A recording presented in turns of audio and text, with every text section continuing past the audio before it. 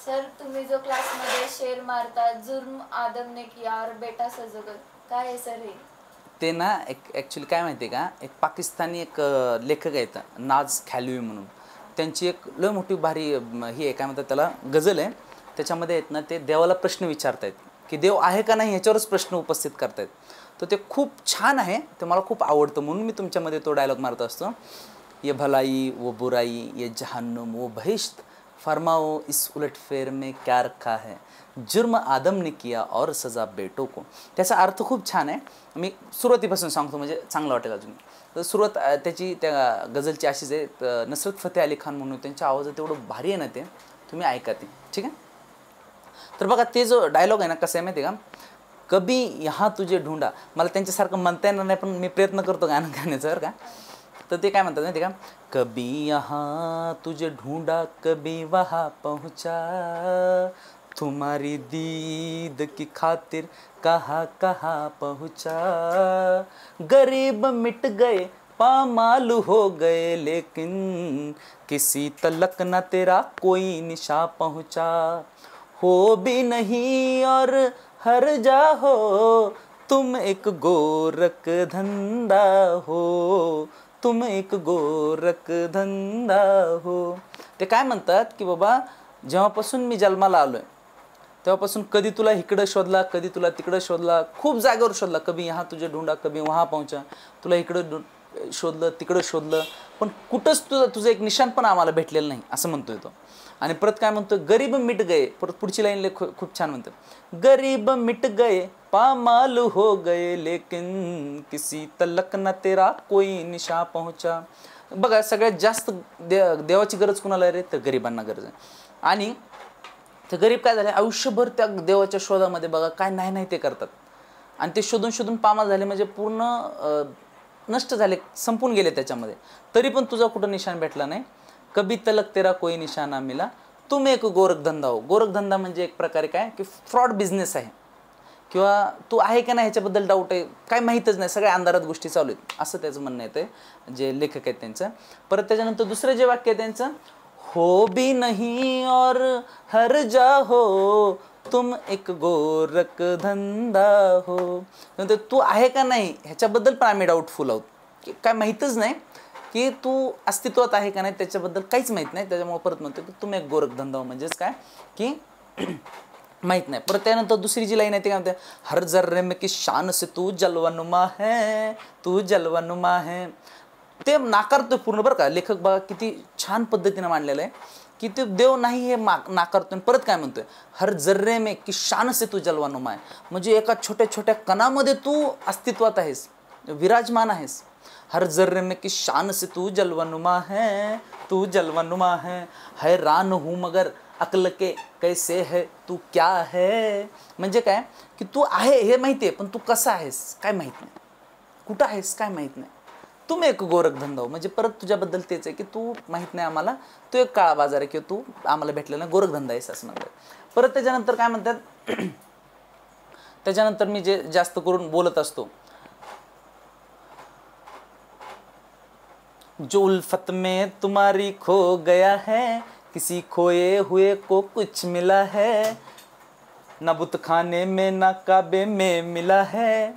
म्हणजेच काय ते काय म्हणताय, जो उल्फत में तेरी खो गया, म्हणजे तुला शोधण्याच्या ह्याच्यामध्ये जो गेलेला आहे तो स्वतःच हरवलेला आहे त्याच्यामध्ये, आणि जो स्वतः हरवला आहे त्यालाच काहीतरी मिळालं आहे असं ते म्हणतात. म्हणजे बघणारा शिल्लकच राहिलेला नाही, तो देवाला शोधणारा गेला ना, तो आता शिल्लकच राहिला नाही, फक्त देवच आहे असं त्याचं म्हणणं आहे.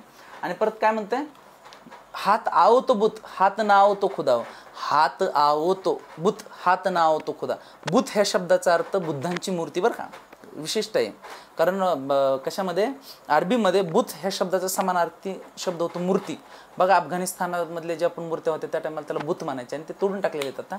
तर म्हणजे जर तुला जर पकडलं गेलं तर तू एक मूर्ती आहेस फक्त, जर हात नाही पकडलं तर खुदा आहे, म्हणजे परत देव आहेस जो हाताला येत नाही. परत त्याच्यानंतर ते काय म्हणतात, हैरान हो इस बात पे तुम कौन हो क्या हो. मी एकदम हैराण आहे, एवढा आश्चर्यचकित आहे की तू कोण आहेस आणि कुठे आहेस काय माहित नाही. हात आओ तो बुत हात ना आओ तो खुदा हो, हातात आली तर मूर्ती आहेस, नाही आला तर देव आहेस. परत पुन्हा एकदा परत त्यांच्यानंतर अजून त्यांचे पुढं खूप खूप हे आहेत, मला एवढं भारी गाणं गाता येत नाही. त्याच्यामधले काय काय छोटे छोटे हे सांगतो. छुपते नहीं हो सामने आके नहीं हो तुम, जलवा दिखा के जलवा दिखाते नहीं हो तुम. म्हणजे ते काय म्हणते की छुपते नहीं हो तुम, की तुझे जे करिश्मा आहेत, तुझे जे चमत्कार आहेत ते आजूबाजूला पूर्ण जगात दिसत आहेत, देवाला म्हणतोय तो. पण कुठं आहेस तू, तूच दिसत नाही असं म्हणतात. परत त्याच्यानंतर काय म्हणते, दिल पे है रत्ने अजब रंग जमा रखा है, एक उलझी हुई तस्वीर बना रखा है. ते म्हणते माझ्या हृदयावर तर तुझंच राज्य आहे, भले तू नाही, मला तर कळतंय की तू नाही आहे म्हणून, पण तरी पण तुझंच राज्य आहे आणि तू कसं आहेस काय माहीत, कुठं दिसतच नाही. परत त्याच्यानंतर काय म्हणतात, नित नये निक्ष बना देते हो मिटा देते हो तुम. नव्या नव्या गोष्टी बनवतोयस तू आणि लगेच संपवून पण टाकतोयस. जसं की सकाळी गुलाबाचं फुल आहे, त्याची कळी आहे, संध्याकाळपर्यंत फुल बनतंय, दुसऱ्या दिवशी ते नष्ट होऊन जातं. म्हणजेच काय, नित नये नक्ष बना देते हो मिटा देते हो तुम. नवीन नवीन गोष्टी बनवतोय, नष्ट बी करून टाकतोय लगेच तो. म्हणजे ते ह्याच्यामध्ये देवाचं अस्तित्व पण मान्य करतोय लेखक आणि देव नाही पण, ह्या दोन्ही गोष्टी सोबत मांडतोय. आणि परत त्याच्यानंतर मला जे सगळ्यात जास्त आवडतं ते एक आहे, जो कहता हूँ माना तुम्हें लगता है बुरा सा, फिर भी मुझे तुमसे है बहरहाल गिलासा, चुपचाप रहे देखते तुम अर्श बरी पे, तपते हुए करबल में मोहम्मद का नवासा. म्हणजे ज्या टायमाला मोहम्मद पैगंबर जे होते त्यांना, त्यांचा जो मृत्यूचा जर तुम्ही स्टोरी ऐकली किंवा स्टोरी वाचली तर बघा, त्यांना दगड मारले होते, त्यांचे दात पडले होते, त्यांना खूप त्रास देऊन मारलं होतं. तर त्या टायमाला ते काय म्हणतात की मला तुझ्याबद्दल खूप तक्रारी येतं, खूप तक्रार येत म्हणजे की विचारूच नको, तुला वाईट वाटेल एवढ्या तक्रारी येतं, चुपचाप देखते रे. ज्या टायमाला मोहम्मद पैगंबर, ज्या टायमाला अन्याय होत होता, त्यांचे दात पडले होते, त्या टायमाला तू बघत राहिलास की साक्षात देवाचा पुत्र त्याच्यावर एवढं त्रास होत असताना तू बघत राहिलास, म्हणजे तू आहे का नाही ह्याच्यावर परत क्वेश्चन मार्क आहे. परत त्यानंतर काय म्हणतात, कल ताज सजा देखा था जिस शख्स के सर पर, उसी शख्स के हाथों में ही कासा, ये क्या है अगर पूछूं तो कहते हो जवाबन, इस राज से नहीं हो सकता पर कोई शहासा. म्हणजेच काय की जो माणूस काल राजा होता, आज त्याच्या हातामध्ये कटोरा आहे भिकाऱ्याचा, ज्याच्या सर जिसका सर सजा था ताज से, आज उसी के हाथों में हिकासा. हिकासा म्हणजे तो जे पात्र असतं भीक मागायचं त्याला म्हणतात. म्हणजेच काय की एखादा श्रीमंत माणूस तो एका क्षणामध्ये त्याला काय करू शकतो, रंक बनवून टाकू शकतोस. परत त्यानंतर काय म्हणतात, हे जर तुला विचारलं तर तू ह्याच्यावरचा पडदा बी काढत नाहीस, म्हणजे किंवा सांगत पण नाही ह्याच्या मागचं राज काय. परत काय म्हणतात त्याच्यानंतर खूप खूप त्यांचे वाक्य जबरदस्त आहेत. तर त्याचे अर्थ मला जेवढे कळतात तेवढेच मी सांगतोय, पूर्ण अर्थ सांगणं, शब्दामध्ये मांडणं थोडंसं हे. परत ते काय म्हणतात, शेवटच्याला म्हणतात त्याच्यानंतर एक वाक्य जे मला जे खूप आवडतं, मी जे की विद्यार्थ्यांना शिकवताना बोलतो, माझे ते सहज निघतं. काय निघतं, ये भलाई वो बुराई, ये भलाई वो बुराई, ये जहन्नुम वो बहिश्त, फरमाओ इस उलटफेर में क्या रखा है, जुर्म आदम ने किया और सजा बेटों को, अदलो इंसाफ का मेयार भी क्या रखा है. म्हणजे ते मला समजले ते मी मांडतोय.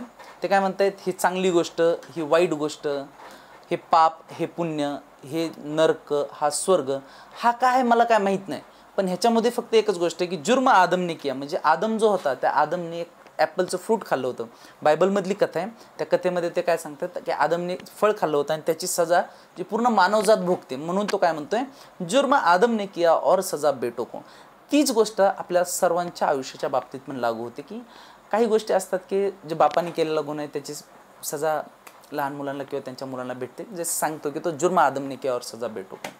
त्यामुळे मी तो नेहमी डायलॉग मारत असतो की जुर्म आदमने किया और सजा बेटो को, अदलो इंसाफ का मेयार भी क्या रखा है. म्हणजे देवा हाच का तुझा न्याय एक प्रकारे.